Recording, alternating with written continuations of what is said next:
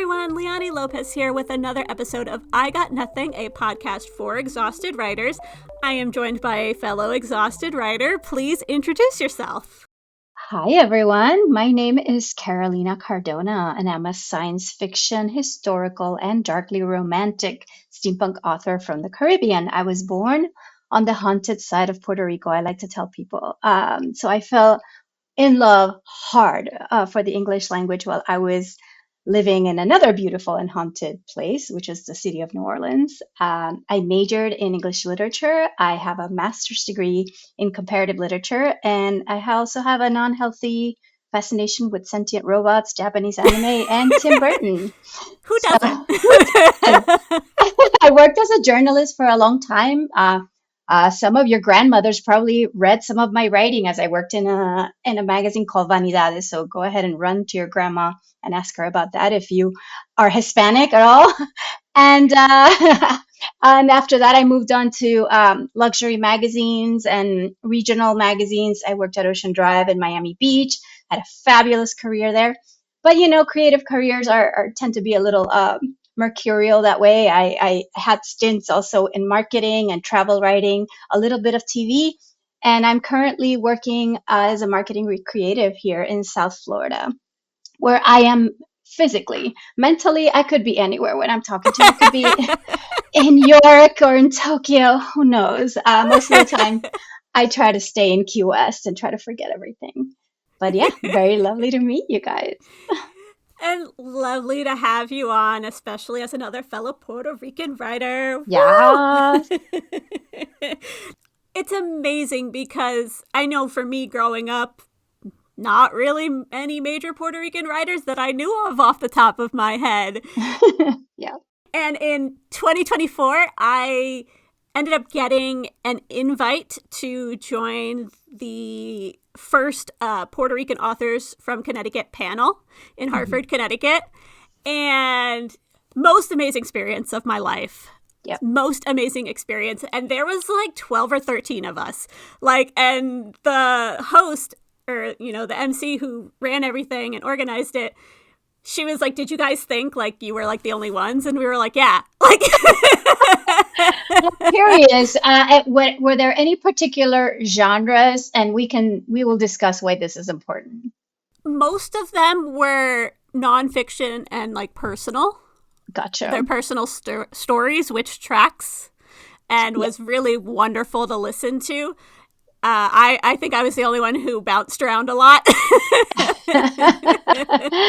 Well, I bring it up because, it's funny having this experience. Obviously, you grew up stateside. That is the expected experience. And I grew up in Puerto Rico and actually did read all of the writers. I went to an all-girls Catholic school on the West Coast, which you told me you're from Arecibo. I'm from Mayagüez. And we had a very sort of conservative curriculum when it comes to authors. So a lot of historical novels there, a lot of folklore and that kind of thing.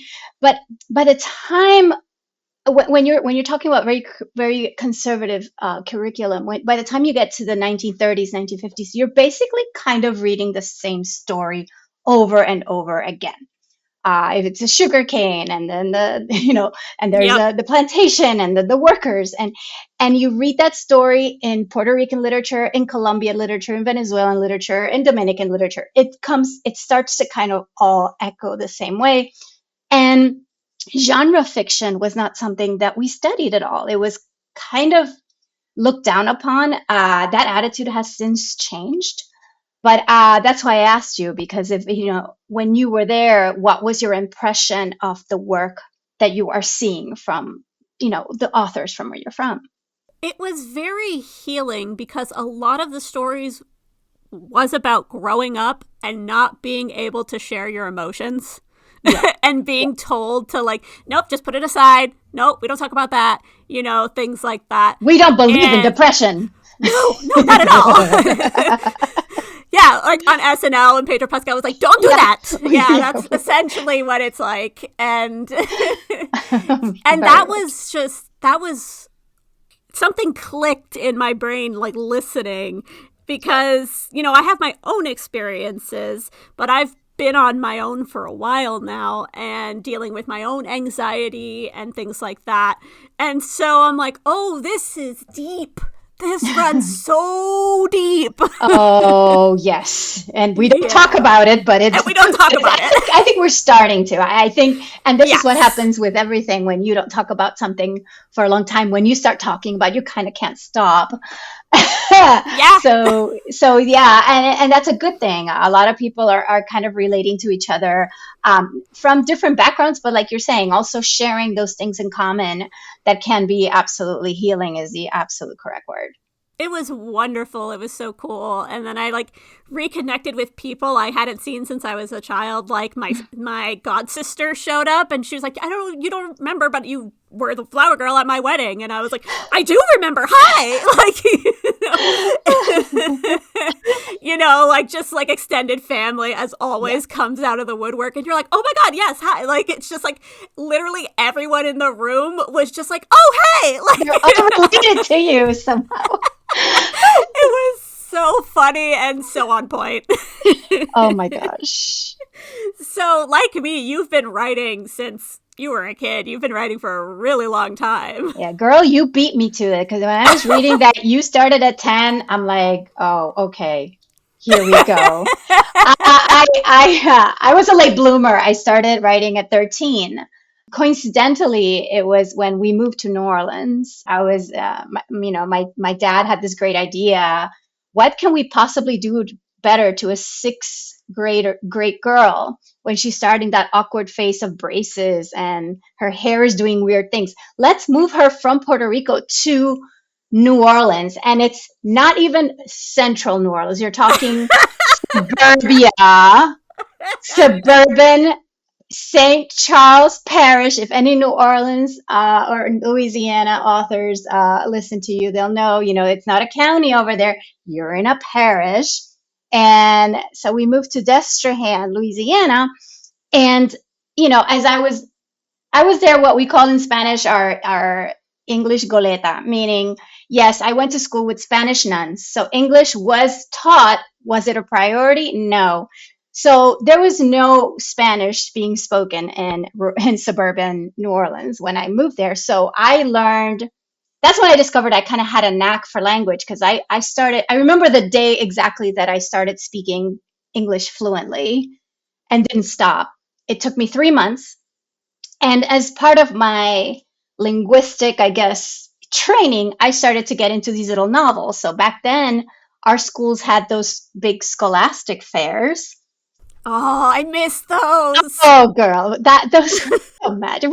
We were kings and we didn't even know it. So they'd show up to my school, and I started making, friends. Everybody was so kind. I have to say, it was difficult, but everybody I met in New Orleans, most of them were so kind and friendly. So I made friends right away with the girls, and I saw that they would all love to read these little romance novels. So I'm like, okay. And they would read them like overnight. Like they would trade them and give them to each other like overnight. I'm like, wow, I need to get really good at this. So as sort of a bonding thing, I started to kind of read these little novels.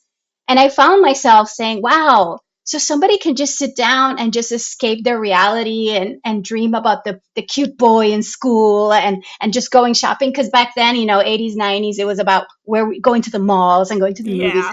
It was sort of escapism, but within the realm of reality, right? Of the things you could Yeah. recognize. So that's where I'm like, okay, so I can do this too. And it started that way. Then we moved back to Puerto Rico and I just kept writing, and I found that I really love the English language. I found that to my point earlier, that in Puerto Rico we kind of fell into these same sort of very highbrow literary works.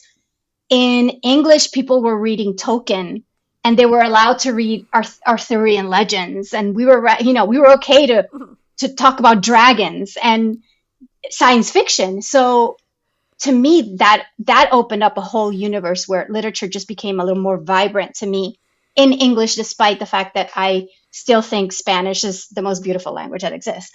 But when it comes to genre and flexibility and imagination, English sort of became my magic unicorn. And that's when I started.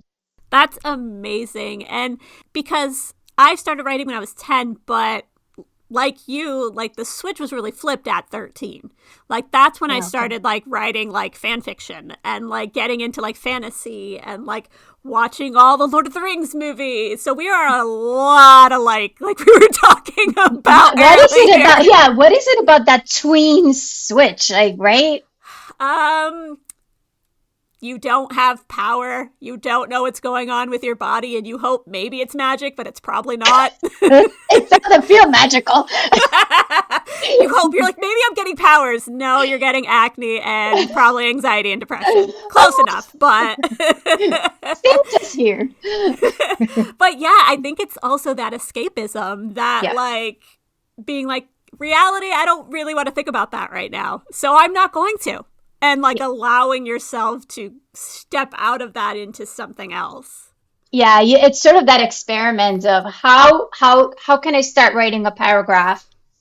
And I think that is the process I think that guides you later. Like how often when I start writing a sentence or a paragraph is this world actually going to materialize in front of my eyes where I go into the trance? It's you're always seeking the trance and it starts to you start to judge yourself by how quickly I can achieve it, how quickly can I start to just blur the immediate reality and just kind of become immersed in this.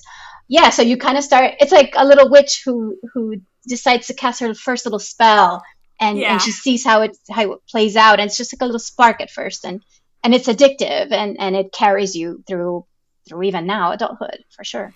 I know. I never realized when I was younger, but I've learned now how vivid my imagination is and how rare that is for people. Yeah. Like, I just learned recently my husband doesn't see images when he reads a book. And that was Yeah. so foreign to me. I was like, what do you mean you don't watch the movies? And he's like, there's no movie in my head. I'm like, then what's in your head? Like, It's I funny that couldn't you say comprehend. it's funny that you say movie because to a lot of people it is very cinematic. I think that is also informed by the because we do consume cinema so often. Whereas for me, it's not as straightforward as a movie. To me, they're like moving paintings. Oh, I, that's I awesome. am much more, driven to theater, and I guess I grew up more with this. So I understand the cinematic image that drives, the imagery for Mm-hmm. most people. But to me, it's kind of a, I don't know if you saw a movie where, What Dreams May Come, but with Robin Williams, the late Robin Williams, and it's sort of like that the painting coming to life more so there's sketches Mm-hmm. and sort of almost like a dream sequence. It's not a straight up film. I'm jealous of people who can see like the precise lighting and the texture like to that detail. I see glimpses of it. I never see a full like the full shot. Yeah, I mean to me it's just the way my brain works. So I never really like thought anything of it until like I mentioned anxiety when that started to become an issue. It was because I have such a visual brain.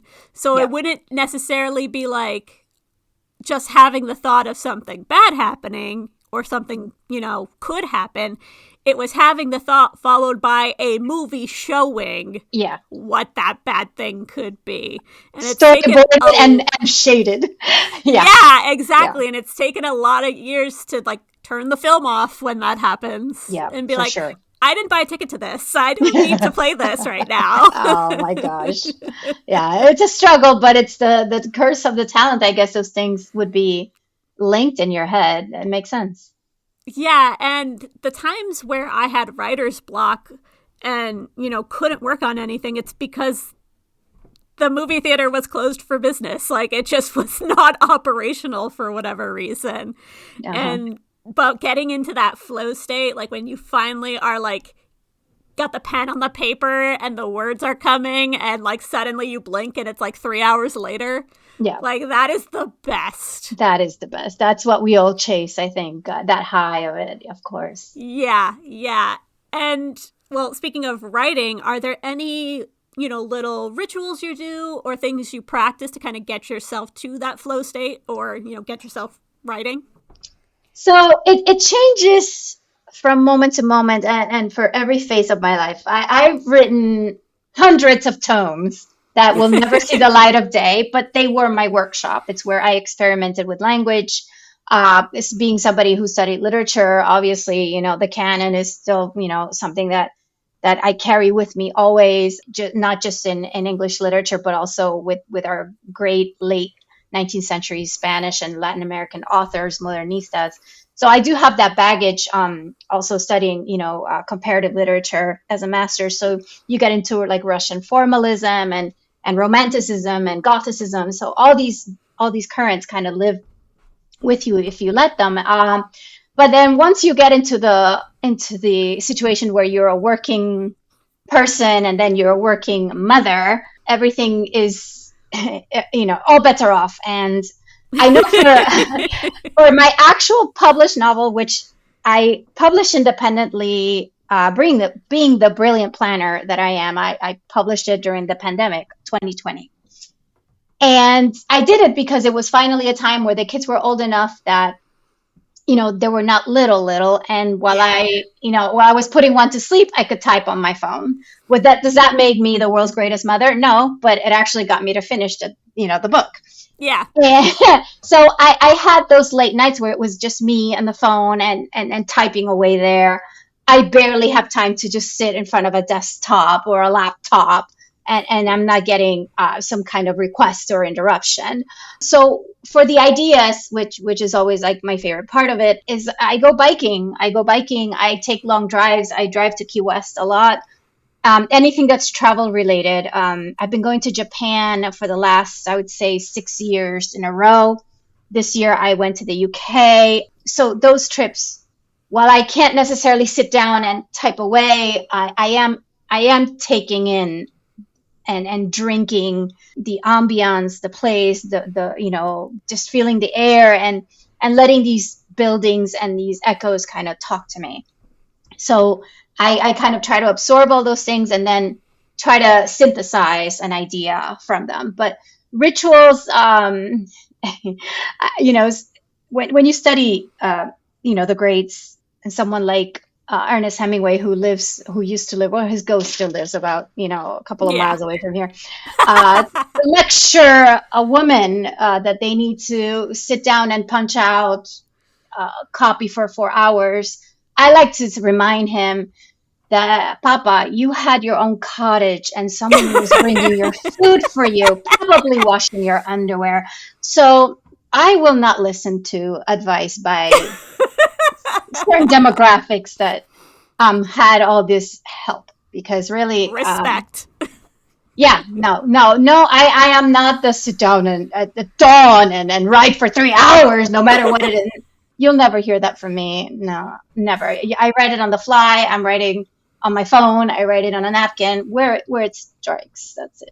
Yeah, I mean, as someone who does write mostly full time, I started doing that in 2018, or I left my job in 2018 to do that, but it didn't actually happen until about 2 years ago when my son got into a special school. He has special needs. He's autistic and has a couple of other things.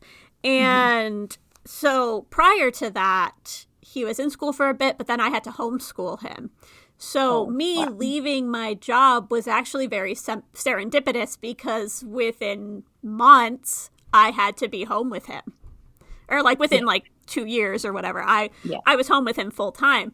So I had to write when I could. I was doing ghostwriting to kind of pay some bills and get writing practice.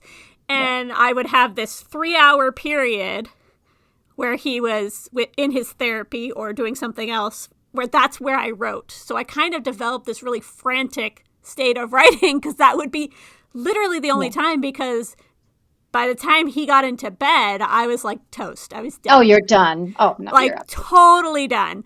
And so I actually had to really work with my therapist when he went to school full time, because I had to get out of that panic writing mode, and I had to develop new writing habits. And like, I used to write on my phone all the time, and now I have tendon issues that don't let me do that as much. So I've had to like completely rearrange my writing rituals. And so that's why I also take a lot of that advice with like a grain of salt, because it just, some of it is just not feasible. It just doesn't, there's no catch-all. There's not one thing that fits for everyone. And there won't be, because everybody's lives are different. Yeah, yeah. I think the world is just so full of advice that you never need. But the thing is that for every person that the advice actually helps, it actually is going to make someone else who is not as confident or maybe starting out feel inadequate because they cannot live up to this very almost like cleric, high priest status of writing, whether it comes from Papa or it comes from, Stephen King, or, some authors just get canonized, and we all need to, follow this and show, don't tell, and all these other things that are there, say, dictating and contradicting themselves all the time. So it can be daunting, I think, for a first time author, especially. Yeah, for sure. Especially when you do want to write regularly. And like, to agree with your point, there's so much advice out there that really does put a damper on things for people and kind of like dims their enthusiasm because they feel like they have to follow it. And one of the reasons why I started this podcast and am continuing to do this podcast is to share the plethora of advice because there's just so much of it. And I mean, people have talked about things that I didn't even consider, and I've been writing since, I was a kid. And I've shared tips too. Like, my favorite tip, and I'm sure everybody who's listened to the podcast will know this one, is, for all those thoughts you get in the shower, buy those toddler shower crayons. And then you can write the idea on the wall and then wash it when you're done. I do it in the steam of the glass. And it's not as effective, but your crayon idea is way better. Because my husband will come in and is like, why are there so many marks on the shower? I keep trying to clean this. And there's some other squiggles and drawings. Sometimes I do logos. It was a really good idea. Because I also work in marketing, so sometimes I'm thinking of logos too. Yeah. So there's all kinds of that poor dork. Oh God, that's so funny. And I remember when I got the idea because my son loves water, like ever since he was little. So he would just be in the bath forever, and we went to the local toy store, and I just happened to look, and there was a package of crayons just kind of hanging there, and it was like shower crayons, and it was like, let them write on walls and wash away, and it was just like, oh my God. I can use this. Yours is a much better idea than the Marquis de Sade, who was in jail and used another substance for writing because he couldn't, you use what you have, I mean, that's the thing about writers. You can't stop us no matter what. No, you cannot. I mean, other things can stop us, but when you're in the zone, you're absolutely right. Nothing can stop. Oh my God.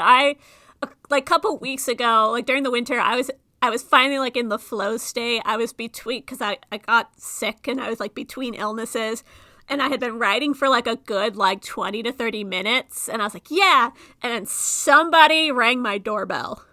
Yeah. And I was like, I'm going to murder them. To the floor. I might do a murder today. Yeah, no, that's unforgivable. So I also love this idea of like traveling and just taking in what you see. I have a notebook, and I haven't kept it for a while just because I am home all the time, but I used to take it with me, and I used to just, whenever I had a moment, sit down and write what I saw from a third person perspective. And Is that your favorite point of view? It is my favorite point of view, and I've done a lot of work on honing it so it follows the language of the person it follows. I think it used to be a little bit more like omnipresent kind of thing. Yeah. But I've really directed it. I've done first person, and I do that pretty much exclusively with ghostwriting. So when I get to my own writing, I like to do the third person. Just it feels more comfortable. But there are some times if I'm writing both in one day that I kind of accidentally like switch it, and I'm like, God damn it, I go back and fix it. But yeah, I've written in first person, I've written in second person like you, and Yeah. I've written in third person, and I just, third person makes me feel a little bit more at home. Yeah, yeah, I see it. I see the constant comment back and forth on that. My novel is written a third. Now I'm writing my first sci-fi theory series that I'm working on, which I'm terrified because I've only written standalone, and I'm not a prolific writer, so this like puts so much pressure on me. I'm writing this in the first person as a Japanese robot. Oh, fun. I am That's having fun. the best time. That is so fun. I am having the time of my life with this. He is absolutely neurotic and amazing and dirty minded, and I hate having to get out of his head just to Oh, function. that's so fun. I had something similar when I was writing my audio drama that I released last year. It's called Battle Mhm, Cry, and there's a mhm. lot of characters, and it's all through dialogue. Yeah, So there was no third person. It was to me it was like first person, second person kind of thing.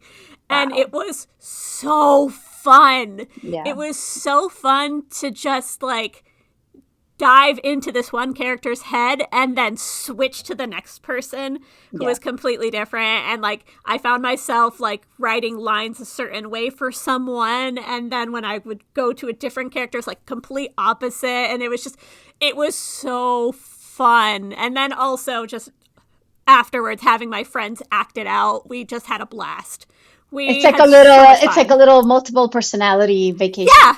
Yeah, it really was. And Yeah, I ended up having to make like character sheets for all the yeah, characters because it is going to be a series.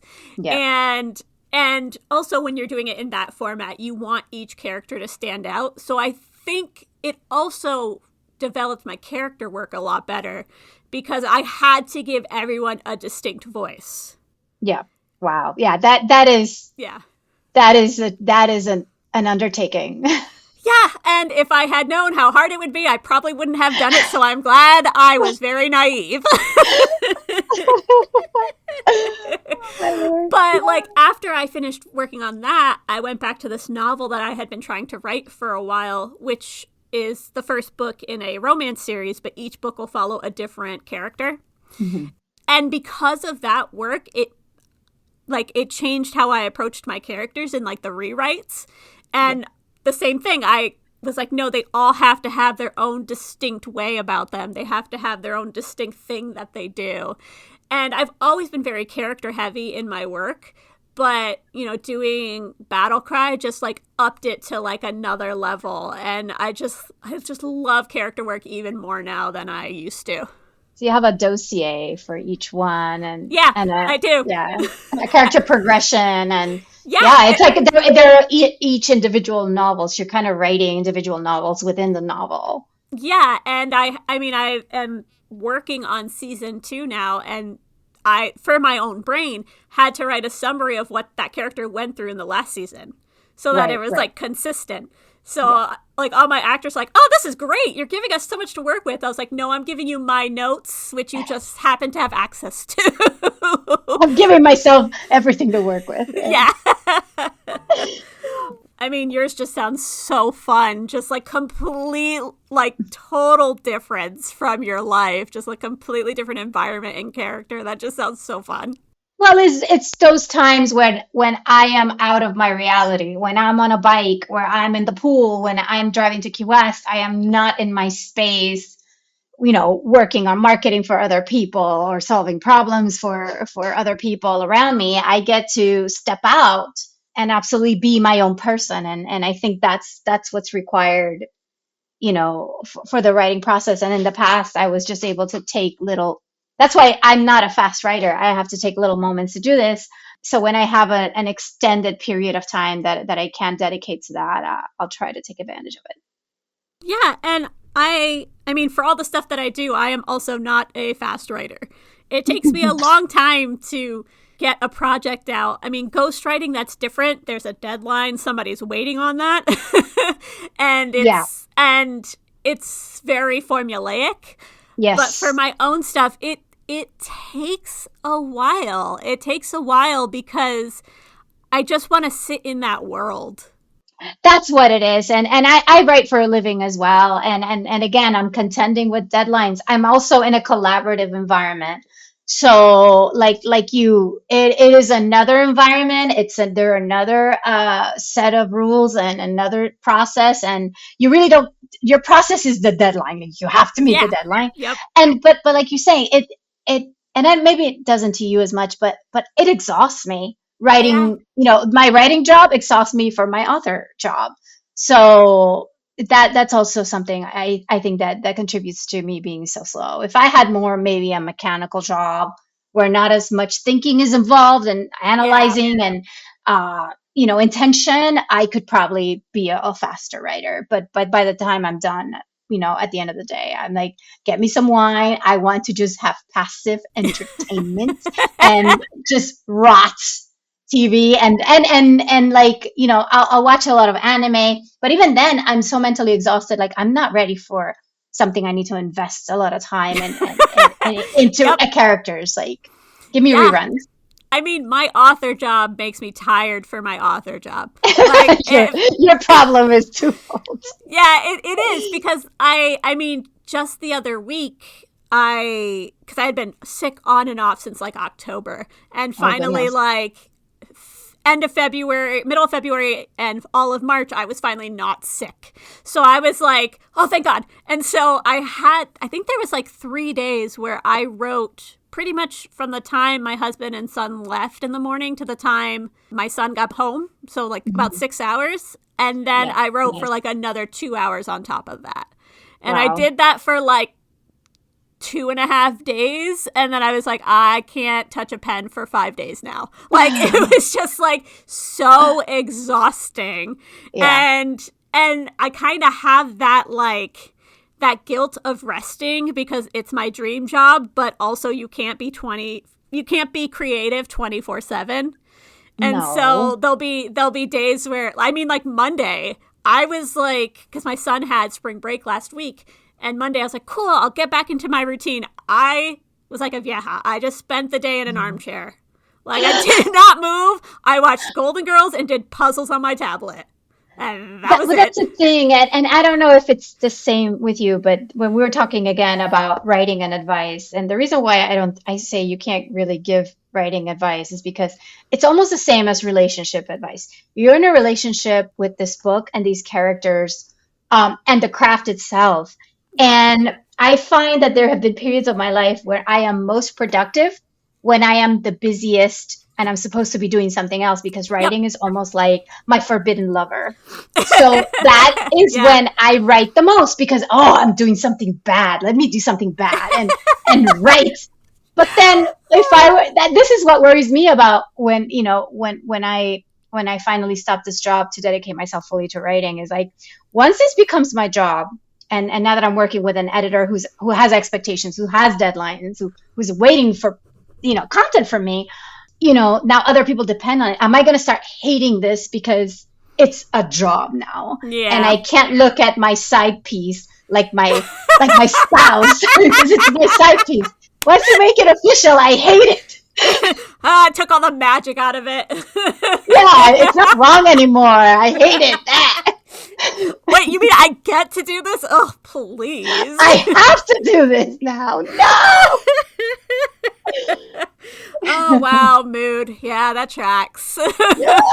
Yeah, a lot of people know. Like, I want to make a living writing my stories. I'm like, no, I don't, because then my stories are my job, and I don't like my job. Yeah.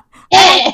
I know, and I think that's why I do different mediums to Yeah. keep it interesting and why I don't like to do the same thing. over Right. and over again. I found that if I just focused on ghostwriting to like make it my full-time job, it pains me because it's A, not my idea. I'm writing Right. for somebody else, and B, Right. it's the same genre and it's the same Right. type of characters. So in my own work, I tend to go like, I don't focus on the genre, I just follow the story. Yeah. Yeah. And I'm just like, well, this story would make a great book, or this story would make a great podcast, you know? And I Yeah. go with what the idea, what it feels like when I get the idea. And there'll be times where I mean, for Battle Cry, my original idea was for it to be a TV show, like some Hmm. kind of even like animated or something like that. And Yeah. then when I was, well, the very, very first idea was, of course, a book. But after like writing the first couple of pages, I was like, this will be a really boring book because they're like in two places the whole time. And so I was like, well, maybe it'd be more visual, you know, it'd Yeah. be better visual. And then I wrote a little bit more, and then I kind of put it aside. And it wasn't until like 2023 where I was like, no, dialogue. Like, the only thing I've been able to write for this is dialogue. So Yeah. why don't I just keep writing the dialogue? And it kind of Yeah. It's what snowballed the from there. story called. It's what the story called for. Yeah, yeah. That is Uh, so cool because Andujar, the Rua Gentleman of San Juan, started as a script that I wanted to show during Comic-Con in San Diego. I visited San Diego as a journalist. I was covering it as a journalist when I was working in the magazines. And while I was there, doing the interviews and covering the panels and stuff, I learned that you could bring a script to Comic-Con and have it evaluated by someone, a creative in the industry. So I'm like, okay, so next year I'm coming back as a journalist, but I'm coming back with a script. I want to have something that somebody looks at and says, either there's something here, pursue this, or you suck. So I started writing the story based again on travel on this beautiful boutique hotel in Old San Juan where I stayed, and I kind of met this character in the hotel, in this mansion. So it started sort of a little gothic, and it started as a script, but then as I kept writing it, I'm like, I don't want a director to think to dream up what this is going to look like. I know what this house looks like and what it smells like, and who this character, how he moves. So yeah, so it went from script to novel. that's awesome. So opposite, yeah. Yeah. Well, I mean, my very first audio drama is called To Court Death, and that started out as a script as well. Mm-hmm. Because when I first wrote it, the epilogue was from first person. And like I said, I don't actually write first person. That's like the only thing of Yeah. mine that started that way. And then it really, like the narration just worked better the more I read it. And then I made it into a screenplay, Yeah. and completed it as a screenplay. And then when I read it again, I was like, oh, this could be a podcast. There are like 5 distinct breaks that could be 5 distinct episodes. And that was my first audio drama. That's what that I turned love it into. how you immediately look at this piece of work and the mathematics of it come like Yeah, which shining is through. You're already funny seeing the because I'm beats. terrible Yeah. at math. Unless it has to do You're with this. not. You're not, because there's a side of math that absolutely is artistic and philosophical, and I call it the math for artists. And it's the beats in a story. It's how your chapters are divided. Is when you look at a story and it magically breaks in the middle. Like that is our math right there, and it's perfect. I love that. I absolutely love that. Hmm. Well, we've covered a lot of advice, and I like to ask this of all my guests. What is the best or worst piece of writing advice you've received? We covered the right an X amount of Yeah. of hours per day. I do have an awful fight with show don't tell, not because I disrespect the reader or I underestimate the reader. I think that we are too informed by cinema in the book community. A lot of us, we see things in films, and a lot of us have, a lot of people have that secret wish that their movies will be just seen by the reader in a way that somebody's going to want to make a movie out of it. And that's perfectly fine. But at the same time, being somebody who was in this literary tradition, from starting with the Anglo-Saxons, 6 centuries of Anglo-Saxon poetry, all the way to, Siglo de Oro, Spain. And I believe in the poetry of words. I believe in painting a picture, not just for the sake of textures and the sake of sound and the sake of sensory, delectation, but I think in also the exercise of writing and our time with words, not just writing them, but how our readers consume them. So I don't think that it's always about how succinct and cinematic and how punchy things need to be. More than ever, we're seeing our readers struggle with our attention spans and not wanting to spend a lot of time on something. And I think we have a calling, some of us at least, to give an alternative to that and to show that yes, you can spend your time with words, savoring them, understanding why they're placed in this order, why was this verb chosen and not that one, and yes, adjectives, and yes, adverbs, and all these things and yes, epilogues, things that are somehow up for debate because we are succumbing to the scrolling and the TikTok brain. And I have a problem with that. I think literature, we have a great tradition of saying and not showing, and we should honor that. Yeah, and I think one of the things that has sort of bothered me about Show Don't Tell is that people just take it at face value, but it's more nuanced than that. It's more about showing what matters, Yes. but people take it literally. So they'll like stress themselves out. They'll be like, well, I just kind of said this thing. I didn't really, show it.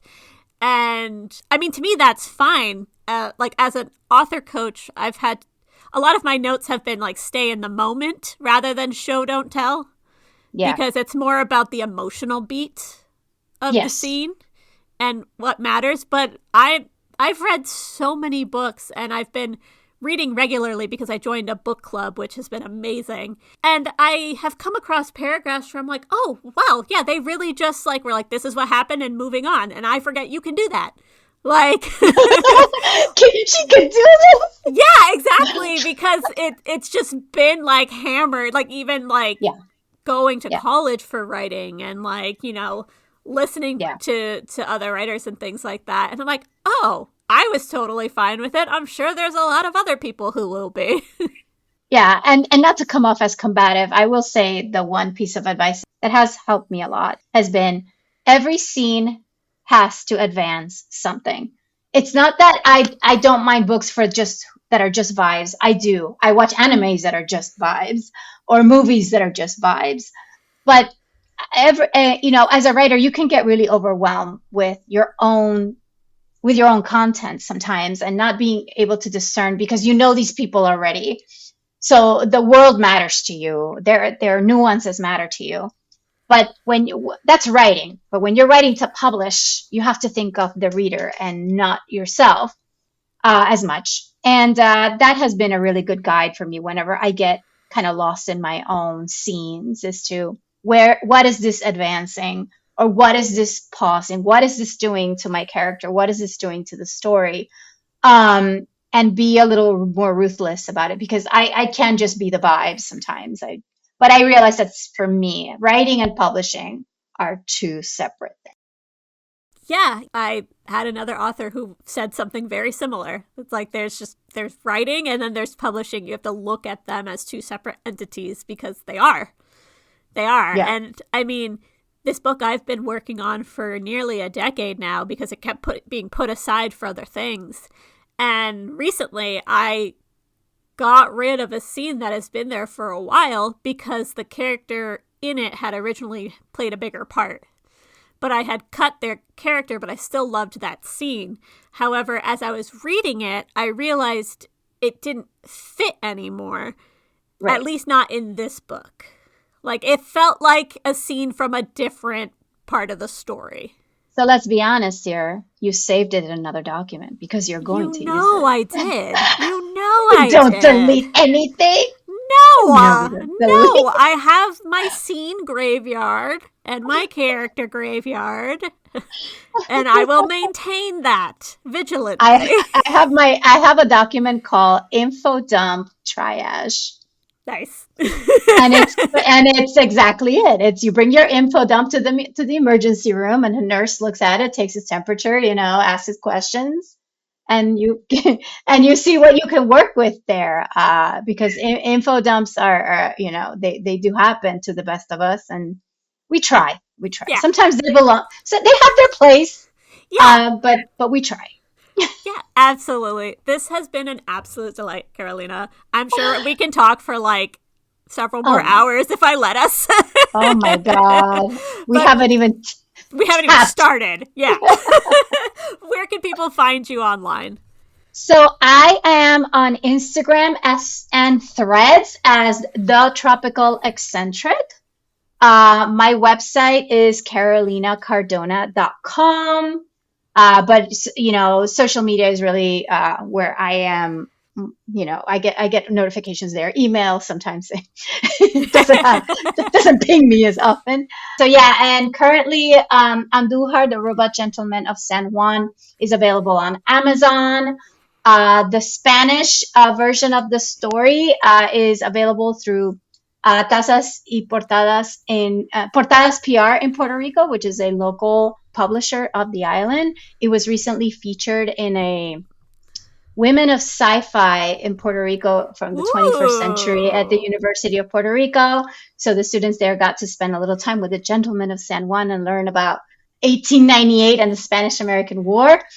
That's amazing. Yeah. Congratulations. That was That's a fun so time. cool. Robots and wars and Japan, baby. That's and 19th century romance. That's me. And that's a perfect note to go out on. I will put all the links in the description so people can find you. This is a reminder that I do have a Patreon. Patrons receive episodes up to 2 days earlier than the general public.